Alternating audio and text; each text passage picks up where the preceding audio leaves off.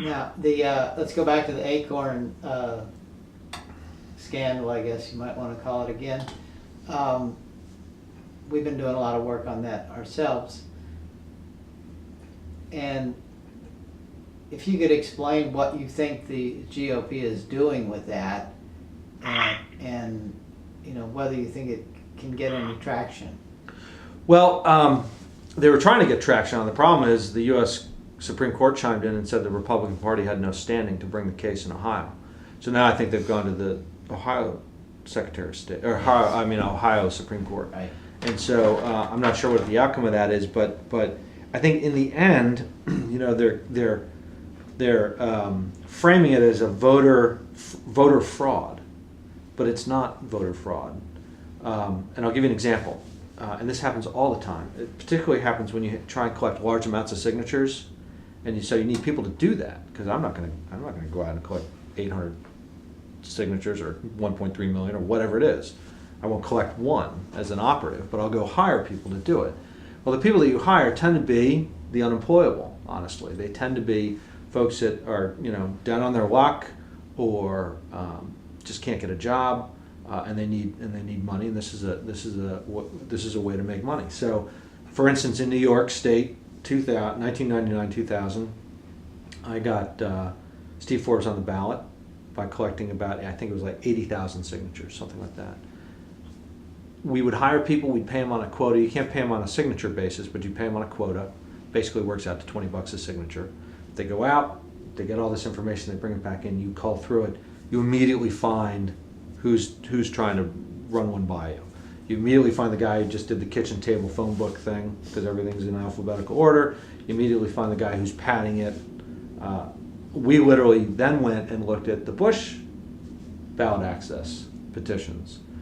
And in 6 congressional districts in New York, mostly in the Bronx, in the New York City area, we found that there was wholesale fraud done by the party, because the benefit back then, the rules have changed, but the benefit back then was if you got the Republican Party endorsement, or the Democratic Party endorsement for that matter, what you got with that was their infrastructure to collect signatures, which mostly they could just go within their organization, circulate a petition in a meeting, and they more or less have it done. So what we found was, despite all those advantages of having the party endorsement, there was Mickey Mouse, there was Donald Duck, there was Betty Boop, there was all kinds of fraudulent petitions submitted to get Bush on the ballot. And if the Forbes campaign had had a bit more gusto, we would have made those challenges and got him kicked off the ballot.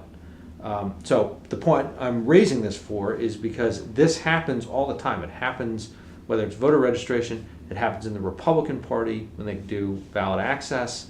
And basically, it's that institution, whether it be ACORN or the Republican Party in New York or whoever it is, being victimized by people who are just looking to make a couple more bucks. And so this idea that you register the front line of the Dallas Cowboys in Nevada is voter fraud is not voter fraud, because it's highly unlikely the front line is going to vote in Texas, then go to Nevada and vote again. Or Mickey Mouse, the guy's going to show up as Mickey Mouse and demand to vote because he's Mickey Mouse and here's my driver's license. So the real value is to create that cloud of doubt in anticipation of potential results if Obama's the winner. And also to gin up the base. To say, look, here's what they're trying to do. They're trying to steal the election by counting votes that they shouldn't be allowed to count. By having, commit this voter fraud. It's all about laying the groundwork to commit voter fraud. I personally don't believe that's what's going on at ACORN. I think they have some structural problems, but they're systematic, they're not systemic. Meaning it's not an effort to undermine the process. They just have to do better policing of and I think they actually, what I've read is they've tried to do some better policing of the petitions, of the registration cards that they submit.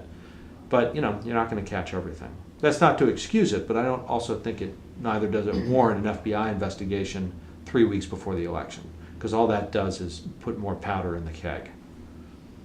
So you're saying that these voter registrations don't end up as votes, so they can't really flip the election. So the other reason behind it is to create chaos or? Well, you mean for making the allegation? Yeah. Yeah, I think it's just it's a way to say, well, of course they won Ohio by 250,000 votes. They submitted all these fake registrations, and people went in and voted twice, 3 times, whatever. That's the intent, or may well be the intent. We don't know until we know, but certainly that's the allegation that's what they're trying to do. And in my mind, it's much more simpler than that. It's simply raising doubt. So you go into Ohio, you go into wherever this is occurring, Nevada, and you go into the base and you say, look, you've got to vote because they're coming to the ballot box with 2 votes in their pocket for every 1 that they actually have. So we really have to turn out our people to vote. And the reason for that is clearly Senator McCain is not exciting his base because he's had base problems from the beginning. They're still working on the base, and that's a problem for them because it means that they're going into the final 3 weeks with a weak hand. Paul, do you have any questions? Yeah, although they may be kind of fuzzy, I'm still waking up. But on your last point, had you heard about the over-breaking news of the YPM scandal? The guy, he's been busted for registering and changing thousands of votes from a registration record from Democrat to Republican. I had Just overnight, so he was may not have arrested. heard of it. Oh, really? There's a man out in California ran an organization, supposedly voter registration organization, and what he was doing was going into grocery lines and stuff and telling people that they were signing a petition to pass a child molestation law. Right. And people would sign up, and they would really be signing a voter registration form and they were Democrats, and then they would change their voter registration to be Republicans. And they arrested him last night and charged him with all types of fraud problems. Was he getting paid? Was he contracted by someone to do this, or he's just kind of doing he's it on? contracted by the GOP to do it. Oh, so the Republican Party was paying people to go out and do voter registration. They're paying I this don't guy's. know that that's true unless you do, Brett. No, it was his own company, YPM. Yeah, YPM. It was his company. Maybe you're right, I don't know. But he was hired by the Republicans, if I remember correctly. But anyway, that's been the quote first arrest in the voter fraud, and it has nothing to do with the Democrats. Right. Well, and it was he himself. Well, he owns this company, or he owns the company. And he was contracting and having people go out there and do that, or it was him actually going out there and doing it. No, he was telling him what to do. Telling him what to do. All right. Yeah. Look, first of all, California is not in play. That seems like a huge waste of time. So it must mean that it has nothing to do with the presidential election. It has something to do with state elections. Oh. So the only advantage I can see of running that risk, and I don't see any advantage of running that risk, but if you were, the outcome I could only see is having to do with some kind of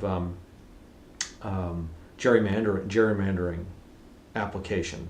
So you're essentially taking Democrats, and first of all, you go to the line in the grocery store, you don't know who's registered, who's a Democrat, who's a Republican. So that's a crapshoot. But say you're in a Democratic area, all right, so maybe 65% of the people on the line or whatever are going to be Democrats, if they're even registered. So the only application I can come up with would be some kind of gerrymandering issue where you're trying to move party affiliation numbers, away from the strength and towards the weakness, if the weakness is the Republican Party, and have some advantage there later. Boy, I don't know. I mean, that sounds pretty kooky to me overall. And again, it being California, zero application on the presidential election. California, they don't even have to vote. That's done. And so we know where those electoral votes are going.